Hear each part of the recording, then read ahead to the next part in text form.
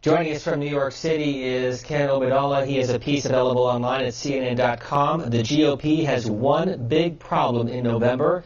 Joining us via Skype from New York. Thank you for being with us. What's the problem?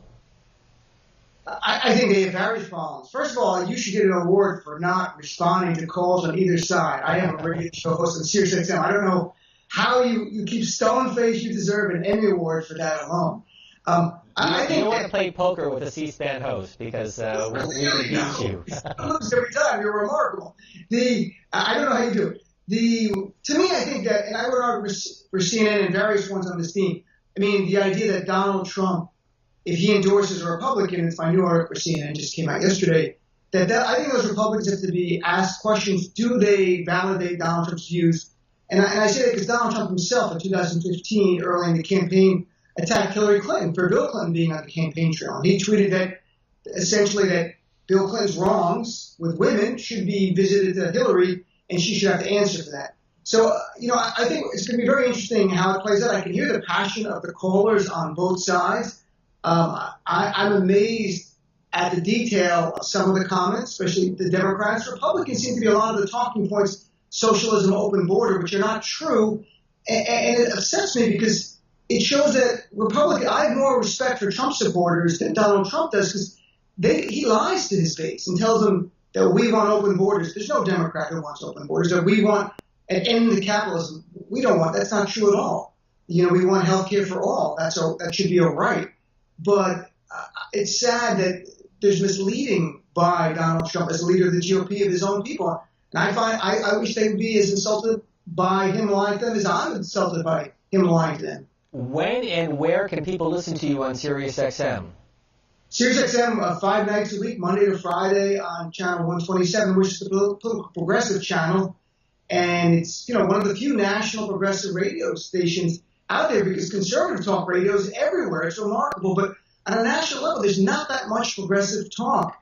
And so I feel a great privilege to be able to be on a national radio show that reaches progressives around the nation. As a progressive, as you know, one of the issues driving the week, the confirmation hearing for Brett Kavanaugh, and a number of Democrats critical of the Senate Democratic leader, Chuck Schumer, working on a deal on some other nominees that moved through. How would you view his handling so far of the Kavanaugh nomination? I think Kavanaugh is going to be the big thing. Making a deal to get through some other judges to allow Democratic senators to go campaign. Look, that upsets some people, but Kavanaugh's got to be a fight. And they have to fight tooth and nail on this issue. I cannot express strongly enough how the progressive base is so concerned about Brett Kavanaugh, a man who we believe would take women's right away to choose, who would side with big corporations against workers day in and day out, who would dismantle, if he could, the ACA and programs that help people through judicial decisions. So Kavanaugh is the number one issue for progressives right now in the near term. And then the bigger question, of course, is the election day, and getting out there to vote. So I hope Chuck Schumer does nothing in any way to diminish the enthusiasm on the left. But I can tell you the enthusiasm on the left is off the charts. I've never talked to as many enthusiastic people before, even people who have not voted in years, who have not campaigned in years, and not knocked on doors in years. They're out there doing all of this. And it's a response a lot to Donald Trump, frankly. But right now, the Democrats don't have the votes in the Senate. So what more can they do? I think the only thing you can do is you're appealing to red state senators and hoping a few Susan Collins, for example, Lisa Murkowski, on the issue of Roe versus Wade, and that how important is not to have a justice on the Supreme Court who might take away a woman's right to choose, might overturn Roe versus Wade and take us back to the dark ages where it's state by state where you can have a right to choose or not, meaning there are women who will be in the deep red states will have to drive hours and hours to get an abortion or horrifically commit abortions on their own, and women died before Roe versus Wade in 73. So that's the only goal, because you're right. They have the numbers. If they stay intact, Democrats can't defeat Justice Kavanaugh. We're talking with Dean Obeidallah, who's joining us from New York. He's heard on Sirius XM. I want to share with you this headline from Al Hunt from Bloomberg News Opinion. Be careful what you wish for, Democratic rebels, because the Democrats need a strong leader. And he is praising the House Democratic leader, Nancy Pelosi. Let me just read to you part of what Al Hunt is writing at Bloomberg.com. A few veteran Washington Democrats are having this recurring nightmare. First, they capture control of the House of Representatives on November the 6th. Then they celebrate. Then chaos ensues. The odds are very strongly in favor of a Democratic House triumph in the midterm elections. That's why a dozen or so current members of the party already are angling for a leadership post in the next Congress.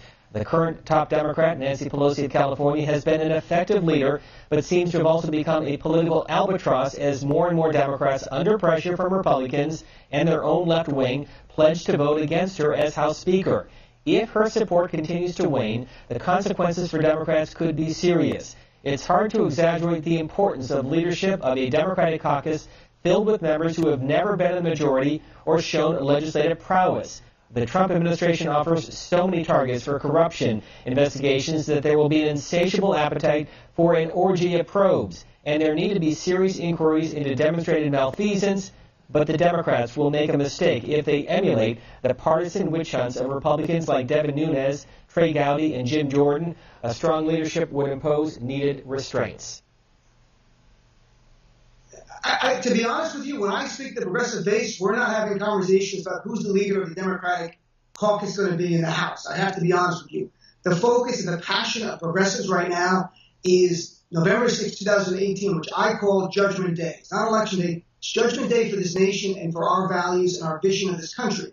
So for those who reject Donald Trump, those who want to check on Donald Trump's corruption, as you just pointed out, on his also his bigotry, his racism, his sexism, there's only one way to do that. It's come out and vote. So, this intramural debate, who will be the leader of the Democratic Party if we win the House, will happen on November 7th and through the swearing in of that new Congress. But right now, I can assure you, when I talk to Democratic candidates, and I talk to them weekly who are running for the House and for the progressive base, they do not care about this issue. This is not the focus. All they do not want is Nancy Pelosi or Chuck Schumer taking any actions that will diminish the enthusiasm on our side. So and there's going to be hearings.